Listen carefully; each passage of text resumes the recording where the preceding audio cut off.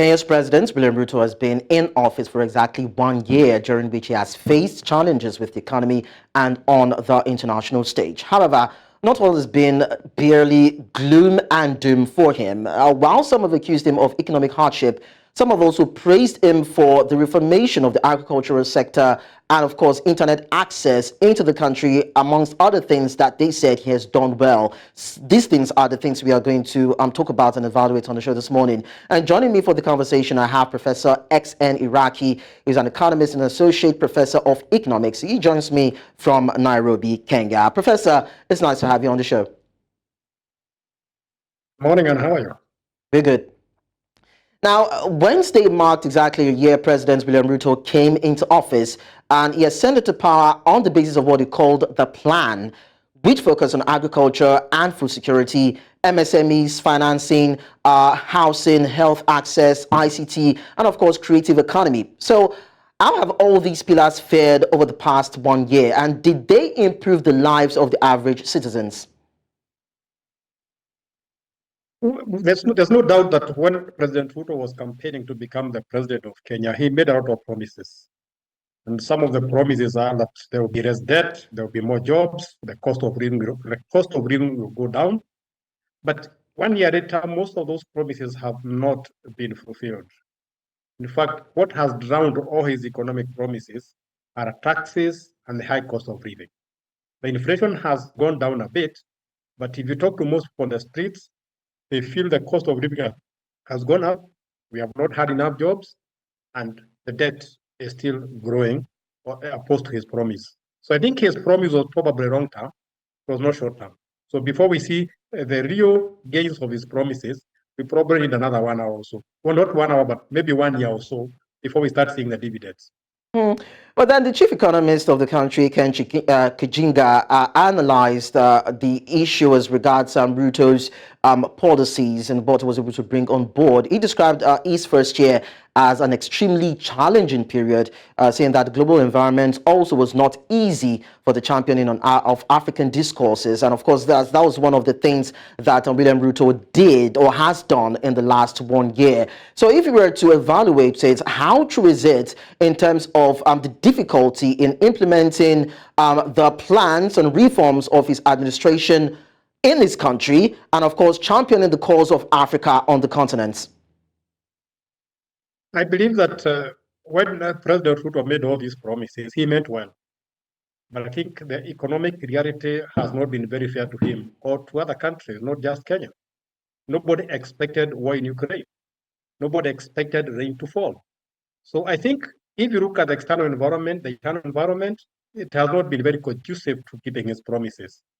Apart from the rising oil prices, the political instability in Kenya, led by demonstrations, have also curtailed his plans.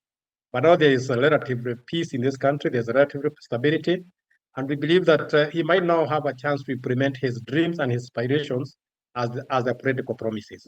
But we're not sure whether the external environment is going to change. For example, the high interest rates and the depreciation in Kenyan shilling.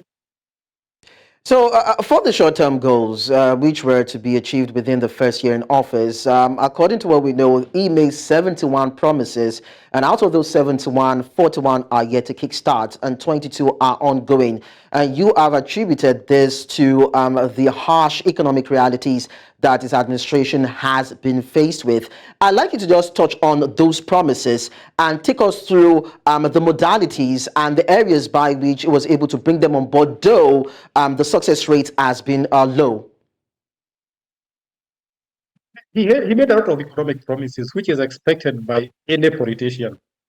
In fact, for the first time in Kenya's electoral cycle, economy was problem number one. It was issue number one. Whether you looked at it from Raila Odinga's side or President William Ruto's side, the economy was number one. But those promises were probably political as they were. The economic reality has been different. The challenging economic environment, external and external, was unexpected. So I think what has happened is after the president won, we had the political reality meeting the economic reality. And it has come out very apparent that those promises will not be achieved in the next 1 or 2 years. When they came to power, they said maybe in the next 6 months. They said 1 year. But now, in my opinion, it means we might need another 1 more year before we see this economic promises being promised, unless the external and internal environment change drastically, which I don't see happening anytime soon. Well, you actually blamed the issue on unprecedented economic situations or uncertainties. Now, Ruto vowed to slam the brakes on debt after he took over from former President Uhuru Kenyatta, whom he then accused of overborrowing. However, he has also borrowed the largest amount in a year, as Kenya's debt surpassed 10 trillion Kenyan shillings. Of course, we're talking about the dawn of reality on him upon assumption of office. Now, do you think there are things he could have done better, or would you just say, fine, it's an overwhelming situation that he has tried but has not been able to accomplish within the 1 year deadline or timeline that he had? I could have betted with anybody that President Ruto will borrow when he gets into power, because Kenya has always traditionally had a budget deficit. So what he has done to try and bridge the deficit is to try and raise the taxes, so that you use the deficit, you get money for paying government services, for paying wages and salaries. But remember, you pay taxes when people have jobs, when people have businesses. And then when you look at the external environment and internal environment, a lot of jobs, a lot of income has not been generated. So we may not get as much money from taxes as expected.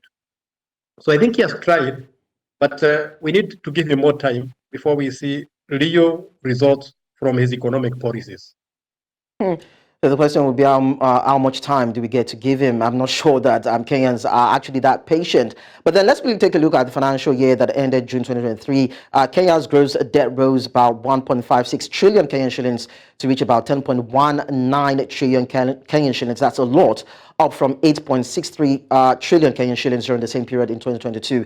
So in analyzing the borrowings that you have mentioned, would you say that they were used for the right reasons? Because it's not enough to keep on borrowing just to fund the government and to fuel the economy. It has to do with the areas in which you plug those funds to see what it can generate for you or what it can bring for you in terms of revenue and accruals. So would you say that it was able to plug those funds in the right areas, or you would just say it put them in areas that didn't really benefit its administration?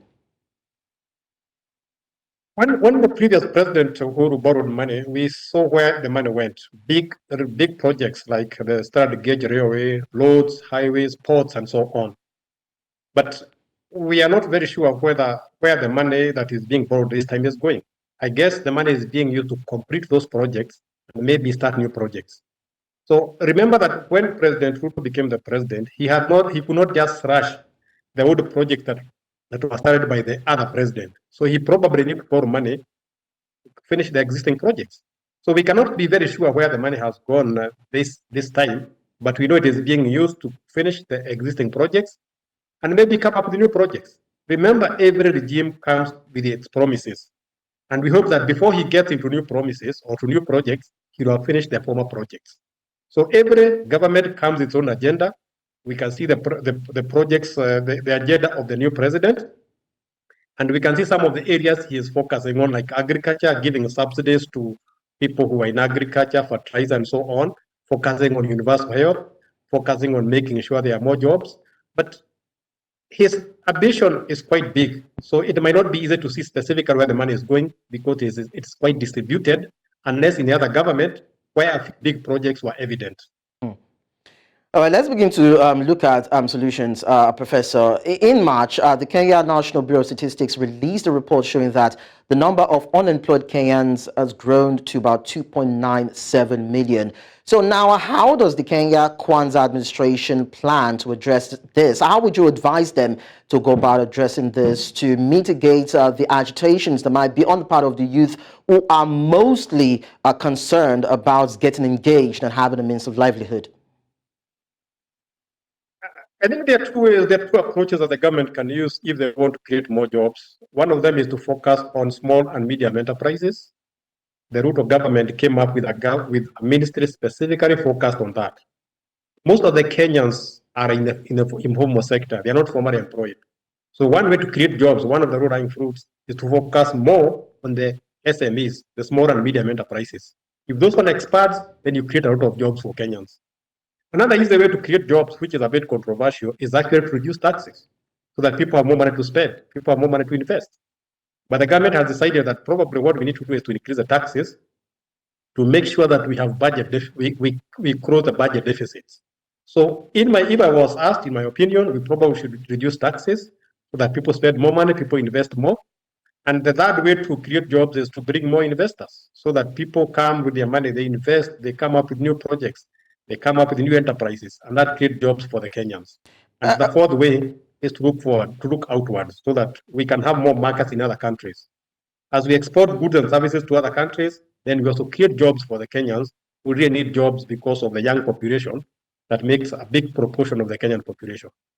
Professor, it's quite interesting that now you are saying that there is the need for the governments to reduce taxes being paid by people and businesses. But I remember we had a discussion about this as regards taxation in the country. And I remember you said that you threw your weight or your support behind what William Ruto is doing in terms of tax initiatives to see how revenue can be gotten from that, in as much as these revenues being gotten are being channeled in the right areas and are able to meet government expenditure and plans. So are you now rescinding on your earlier statement as regards taxes being paid, of course? I don't think I've ever opposed taxes. I always say the government should tax people, should tax the citizens because that's one of its obligations.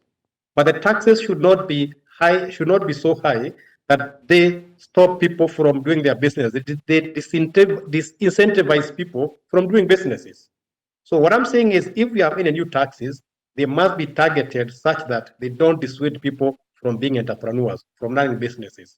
So let's have taxes, but they should be friendly enough to make the business environment more inclusive, more enterprising, attract more people to do business, let people expand businesses. That's what I'm saying. But I'm not saying that we can abolish taxes. I don't think any government can abolish taxes. But the taxes should be put in such a way that they can be incentives for doing business, for expanding businesses, and for creating jobs. Okay, let's look at other areas, Professor. Let's talk about the issue of inflation in the country that actually fell to about 6.7% in August. But then over the past year, we look at petrol prices that have increased to about 22%. Electricity increased nearly by 50%. And household staples like sugar and beans that were said to have gone up to about 60% and 31% respectively. These are basics, basic need for the people. How do you think the government should deal with this? That's an interesting question because the previous government and the new government has been, and the opposition have been arguing that one way to reduce the prices is to bring subsidies. But I think at IMF and other external forces, the government is very much opposed to subsidies. In fact, the government removed subsidies on petroleum products or petroleum and fuel. And that's one of the reasons why the prices have gone up. So as far as we are concerned, it seems that we have no choice but to deal with high prices. Because one way to do that would be to reduce or to bring subsidies for petrol, for basic commodities. But it seems that the government is being enticed by IMF not to do that. So for the next maybe 1 year or so, we may have to try to live with high prices. I don't see prices going down anytime soon. All right, let's look at other areas now. It's said that President Ruto also pushed for the digitization in the country and better internet access. And he also did quite well in the area of the agricultural system in the country. He said he was said to have stabilized his regime and moved forward with the agenda of reforming the healthcare system. So how impacting are these initiatives? Also looking at the IT sector, the health sector, the agricultural sector, and of course other issues that you feel he has actually done well. How would you rate his performance? As a professor, probably that probably is treated as an exam or a continuous assessment test. But I think the government came up with the 5 areas that they have been very vocal about. They have been having their project called the bottom-up economic model, or data as they call it. And one of the areas they have targeted is agriculture. And one of the areas they have done very well in agriculture is to make sure that we have subsidized fertilizers for the farmers. They have always argued that it is better to subsidize production, not consumption. So the good thing is, as they were subsidizing fertilizer, the rain also came. So, and that's one reason why inflation has come down, because agriculture has done relatively well. On the digitization, Kenya has always done very well in that area with innovations like M-Pesa.